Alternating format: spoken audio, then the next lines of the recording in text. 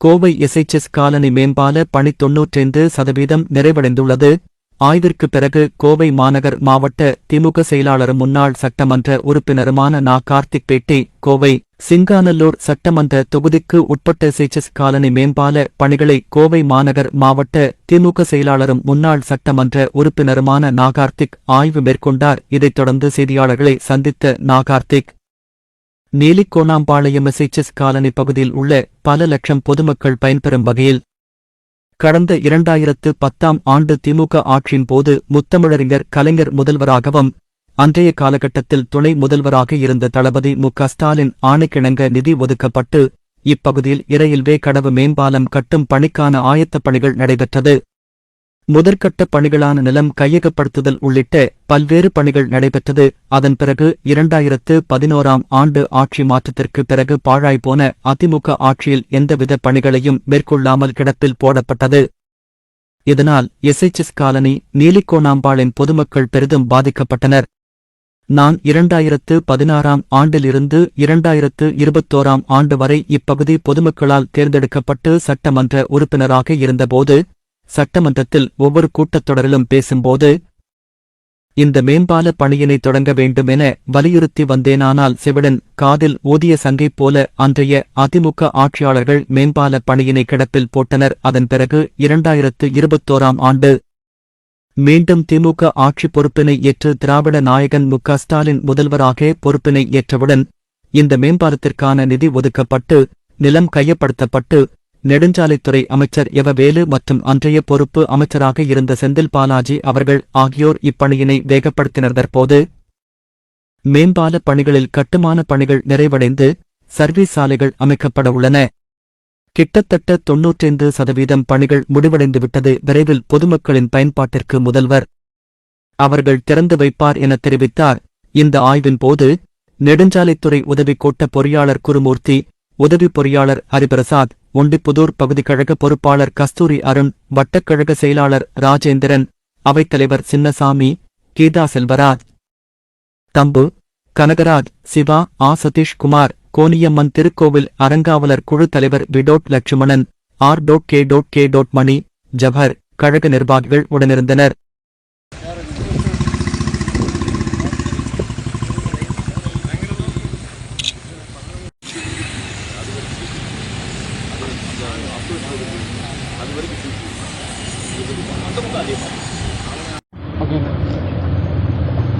சிங்காநல்லூர் சட்டப்பேரவை தொகுதி SIHS colony பகுதியில் இங்கே இருக்கக்கூடிய ரயில்வே உயர்மட்ட மேம்பாலத்தில் உயர்மட்ட மேம்பாலம் கட்ட வேண்டும் என்று ஒண்டிப்புதூர் எஸ்ஐஹெச்எஸ் காலனி, நீலிக்கோணாம்பாளையம் உள்ளிட்ட இந்த பகுதி முழுக்க வசிக்கின்ற மக்கள், லட்சக்கணக்கான மக்கள் வசித்து வருகின்றார்கள். இந்த மக்களுடைய வேண்டுகோளை ஏற்று 2010ஆம் ஆண்டு மாண்புமிகு தமிழ்நாட்டினுடைய முதலமைச்சர் அன்பு தலைவர் முத்தமிழறிஞர் கலைஞர் அவர்களும் அன்றைய துணை முதலமைச்சராக இருந்த இன்றைய தமிழ்நாட்டினுடைய முதலமைச்சர் திராவிட நாயகன் அன்பு தலைவர் தளபதி அவர்களும் இந்த மேம்பாலம் கட்டுவதற்காக நிதி ஒதுக்கி அதற்குண்டான அரசாணையை வெளியிட்டு திராவிட முன்னேற்ற கழகத்தினுடைய ஆட்சி காலத்தில் 2010ஆம் ஆண்டு மேம்பாலம் கட்டுவதற்குண்டான அடிப்படை பணிகள் அன்றைக்கு தொடங்கப்பட்டன. பணிகள் தொடங்கப்பட்டு நிலம் கையகப்படுத்துதல் உள்ளிட்ட பல்வேறு பணிகள் நடைபெற்று வந்தன. அப்படி நடைபெற்று வந்த நிலையில் 2011ஆம் ஆண்டு ஆட்சி மாற்றம் ஏற்பட்டுவிட்டது.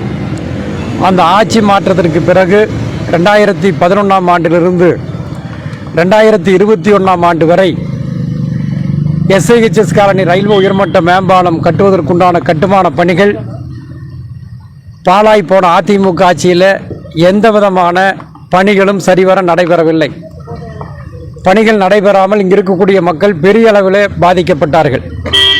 மேம்பாலம் கட்டுவதற்காக இந்த பகுதியில் பணிகள் மேற்கொள்ளப்பட்டு வந்த காரணத்தினால் இந்த எஸ்ஐஹெச்எஸ் காலனிக்கு செல்லக்கூடிய இந்த ரயில்வே பாதை, இந்த பாதையை பயன்படுத்துவதற்கு மக்களுக்கு சிரமம் இருந்தது. ஆக ஒரு வழிப்பாதையாக நீலிக்கோணாம்பாளையம் பகுதியைச் சேர்ந்த அந்த பாதையைத்தான் மக்கள் பயன்படுத்தி வந்தார்கள்.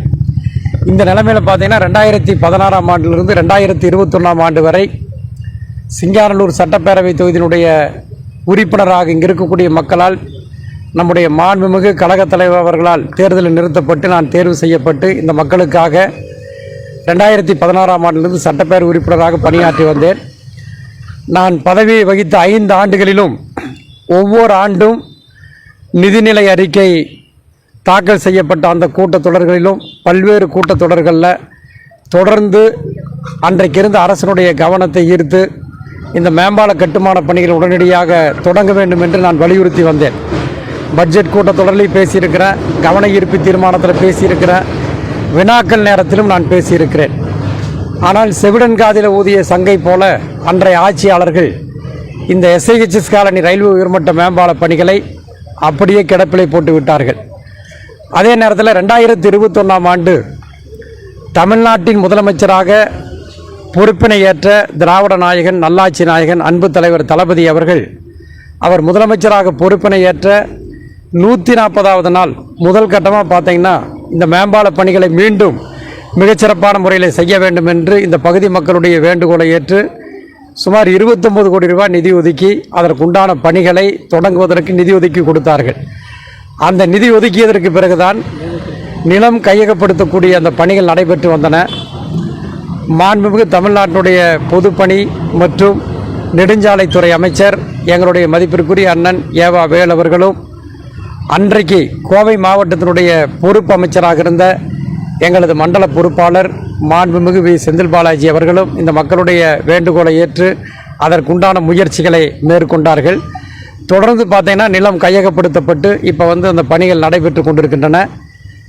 இப்போ பார்த்தீங்கன்னா இன்னும் ஒரு 10-15 தினங்களுக்குள்ளாக எஸ்ஐஹெச்எஸ் காலனி ரயில்வே உயர்மட்ட மேம்பாலத்திற்குண்டான அந்த கட்டுமான பணிகள் நிறைவடையக்கூடிய அந்த தருவாயில் இருந்து கொண்டிருக்கிறது. ஏறத்தாழ 95% பணிகள் இன்றைக்கு நிறைவடைந்திருக்கின்றன. சுமார் எஸ்ஐஹெச்எஸ் காலனியும் இந்த திருச்சி சாலையிலிருந்து வரக்கூடிய அந்த மக்களையும் இணைக்கக்கூடிய இந்த பாலம் 700 மீட்டர் நீளம் கொண்ட ஒரு பாலமாக 8.50 மீட்டர் அகலம் கொண்டதாகவும் ஓடுதளம் மட்டும் பார்த்தீங்கன்னா 7.50 மீட்டர். இந்த பாலத்தினுடைய மொத்த பணிகளில் 95% பணிகள் இன்றைக்கு நிறைவடைந்திருக்கின்றன. இன்னொரு 5% பணிகள் மட்டும் இருக்கிறது. இந்த பாலம் ஏறுகின்ற அந்த பகுதியில் பார்த்தீங்கன்னா 70 மீட்டர் தார் சாலை அமைக்க வேண்டும். அதே மாதிரி அதற்கு எதிர்முனையில் இருக்கக்கூடிய பகுதியிலும் தார் சாலை அமைக்கப்பட வேண்டும். இந்த மாத இறுதிக்குள்ளாக அணுகு சாலைகள், சேவை சாலைகளில் தார் சாலைகள் அமைக்கக்கூடிய பணிகள் நடைபெற்று கொண்டிருக்கின்றன. இந்த பணிகளை நம்முடைய மாண்புமிகு முதலமைச்சர் அன்பு தலைவர் தளபதியினுடைய அவருடைய ஆணைக்கிணங்க, மாண்புமிகு தமிழ்நாட்டினுடைய துணை முதலமைச்சருடைய ஆணைக்கிணங்க, நம்முடைய பொதுப்பணித்துறை அமைச்சர் அன்பிற்குரிய அண்ணன் ஏவா வேல் அவர்களுடைய வழிகாட்டுதலில், நம்முடைய மண்டல பொறுப்பாளருடைய வழிகாட்டுதலில் நம்முடைய நெடுஞ்சாலைத்துறை அதிகாரிகள் மிகச்சிறப்பான முறையில் செஞ்சிட்ருக்கிறாங்க. இன்னொரு 10-15 தினங்களுக்குள்ளாக அந்த பணிகள் நிறைவடைந்து விடும் என்பதை இந்த நேரத்தில் தெரிவித்துக் கொள்கிறேன். அதற்கு பிறகு மாண்புமிகு கழகத் தலைவர், மாண்புமிகு தமிழ்நாட்டினுடைய முதலமைச்சருடைய ஒப்புதலை பெற்று விரைவில் பொதுமக்களுடைய பயன்பாட்டிற்கு இந்த மேம்பாலத்தை நம்முடைய மாண்புமிகு முதலமைச்சர் அவர்கள் திறந்து வைப்பார் என்பதை மகிழ்ச்சியான செய்தியினை இந்த நேரத்தில் தெரிவித்துக் கொள்கின்றேன்.